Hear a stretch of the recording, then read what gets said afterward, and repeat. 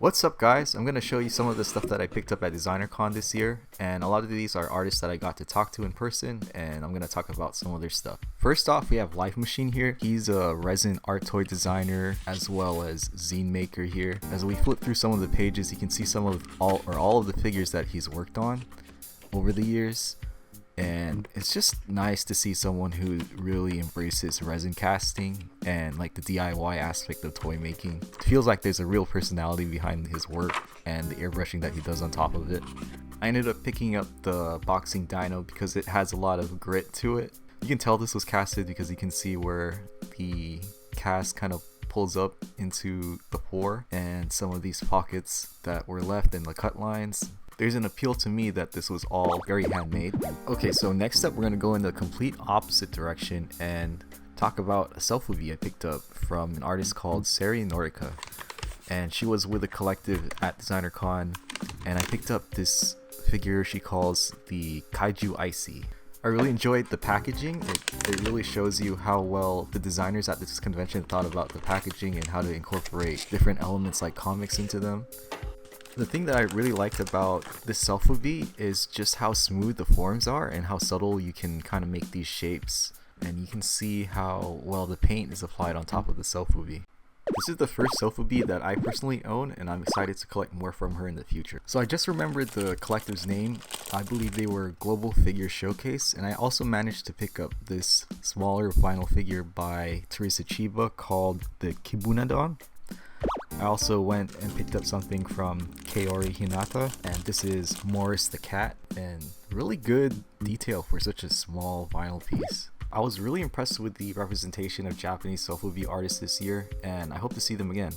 We're just going to hop right back into resin artists for a moment, and I'm going to show you an artist called Disgustin Justin. He's a resin artist from Ohio, and he does these food character sculpts, and this Bad Apple is the newest one that he did for Designercon 2024. He's got a really graphic style to his work, so it's cool to see how he interprets that into his sculpts. I'm just admiring the effort that goes into the packaging as well. It's very graphic and limited. What I admire about Disgustin Justin's pieces are that he's able to kind of create these simple characters but color block the elements of the art toy really well so that it pops and reads from far away, even though they are very small.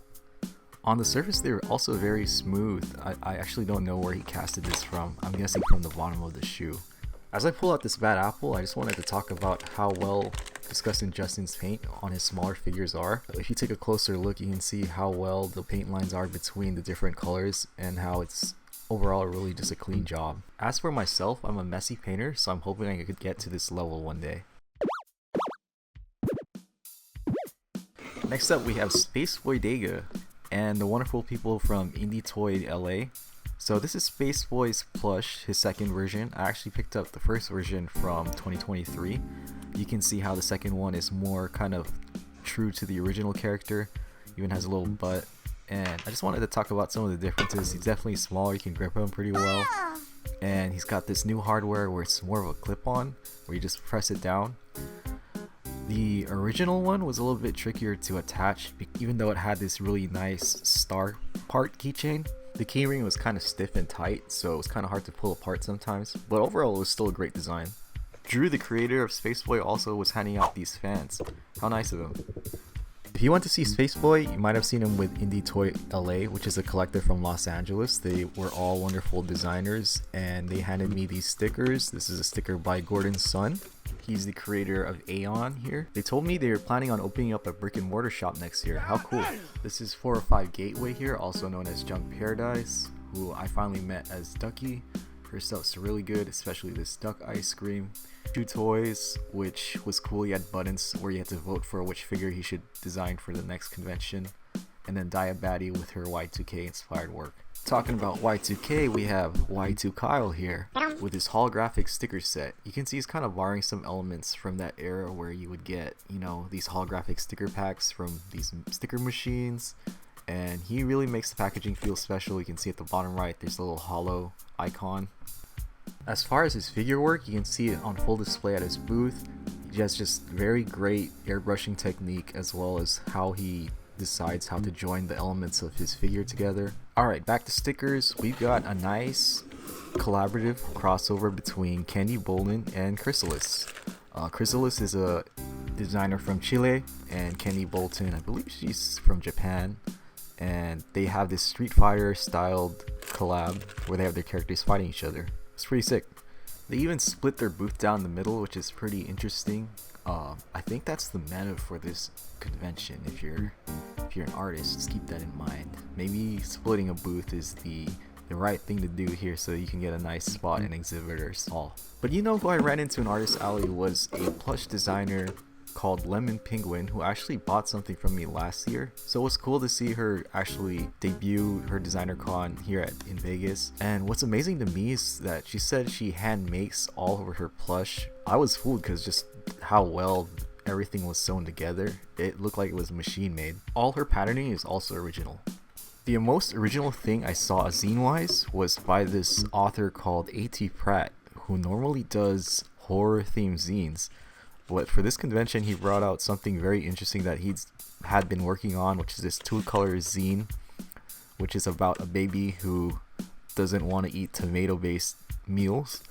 What's funny was that when I found out he was from New York, I started talking about Frog Farm Online, which is a comedy zine group from New York, and he told me that he knew them pretty well and did some readings for them sometimes. So I really found that funny to connect that point. He had these giant scissors and he had this giant holster for them, and he would pull them up and snip at a zine that he was working on. But you could see that he was working on these zines where they would kind of pop up in the middle, and it was very kind of trippy in a fun way. Next up are some booth neighbors that were in the same aisle as me. Shout out to you guys. This is by Findso Creative, who do some resin printing, resin 3D printing, and then they paint the models. This was done by an artist from Las Vegas known as Overlord.ink. It was nice to meet you and your friends. It would be cool if I could demo some of the paints that I might use on this one day, and I'll make that in a future video. I also feel we got kind of unlucky with our aisle placement, where there was a pillar just like completely blocking one end, and on the other end was just like the side of the convention wall. I'll talk about that later, but foot traffic was definitely kind of around half of what it was last year, which kind of sucks. Back to the hall, Findso Creative also gave some of these smaller guys to me as well. Here's a nice reminder from Mango Blubs, who was also an artist boothing, that says anyone can cook, and the stove was on fire. Also, I met someone from the Wax Lab guys, which do a lot of tutorials on art toy design. This was his own personal project called Death and Strawberries.